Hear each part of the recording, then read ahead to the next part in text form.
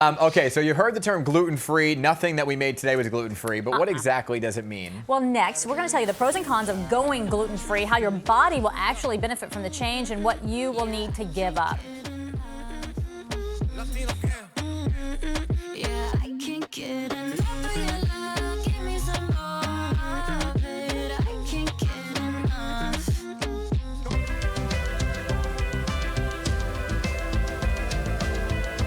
You see gluten-free options in grocery aisles, local bakeries, restaurants, right? But should you actually be ditching gluten for good? Well, joining us now to break it all down is obesity and nutritional epidemiologist Deirdre K Tobias. Good morning. Thanks for being with us.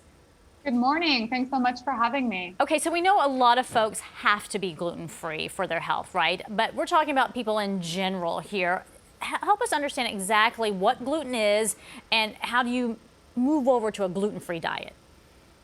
Sure. So gluten is nothing more than a protein that's found in plant sources, certain grains, mainly wheat, barley, and rye.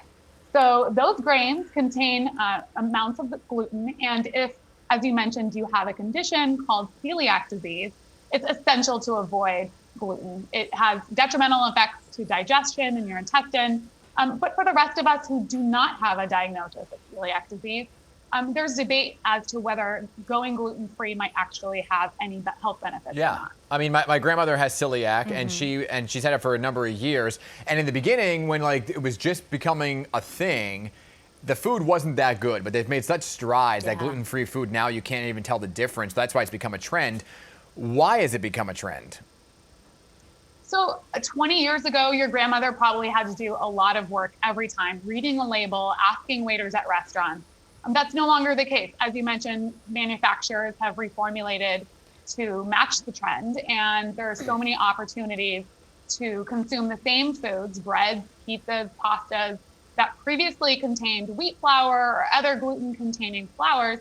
And now you basically can just make a lateral move to a gluten-free version of all those things. But back before this reformulation happened, you had to basically skip the processed food aisle altogether. Yeah, so it meant Is eating it bad for vegetables you? and beans. Is gluten bad for you if you're not allergic to it? No, it's absolutely not. Gluten, as I mentioned, is just one form of protein, and all vegetables and animal products and beans have protein in them, and it's just one type of protein that people with celiac can't digest. Right, and it makes them sick and they have acid reflux. So yay or nay on eliminating it? If you say, okay, well, I'm going to eliminate it from my diet, does that help or hurt your body? It's complicated, but I think I side with nay. You don't need to eliminate it. If it means just switching from one type of processed food to the other, you're probably not gaining any health benefits. But if it means you're skipping the processed food aisle altogether and cutting out the pizza and carbs and bread and pastries, then sure, of course that's going to have health benefits. Probably not due to the gluten, and it'd be almost impossible to say that it specifically was the gluten if you didn't have celiac. Yeah. But here's what I've heard. I've heard that if you eliminate gluten from your diet and you're not allergic to it, you're just doing it for health reasons, if you will, and then you eat something with gluten after a long time of being without it, you might have some digestive problems. Well, that's like because your body can't handle it like it used to. That's like if you eliminate meat. Same thing. It's possible. It could just be the types of foods that you're reintroducing. So if you had been eliminating big bowls of pasta from your diet for a while and then, switch back from salads to pasta, it could just be that type of swap. But it's not going to make you gluten sensitive later? Yeah. No. So, yeah. When you look at, I think people look at it at face value, right? And they say, okay, something doesn't have gluten in it, it's better for me, it helps my diet, I'm not going to gain weight. But just because you switch from gluten bread to gluten-free bread doesn't mean that all of a sudden you're going to have a six-pack of abs.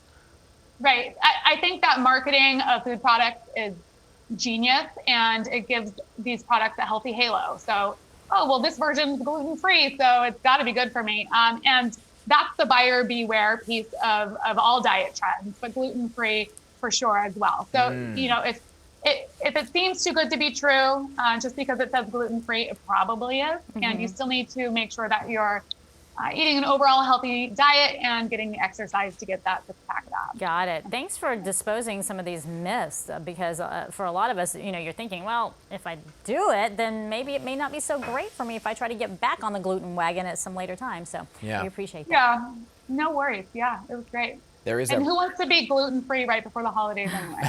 Right? Right. As I just had 2 cookies. Yeah, right? I know, seriously. Poor Grandma Rose, she's always like, I can't have that. Every time we have something, my grandma's like, I can't eat that. But the good news is it's getting better, right? Yes, like my mother makes a gluten-free cheesecake for her and everything. I know. The cheesecake Ben didn't want to make. Hey, thank you so much for your time. Appreciate it. Happy holidays to you. Yep. Bye.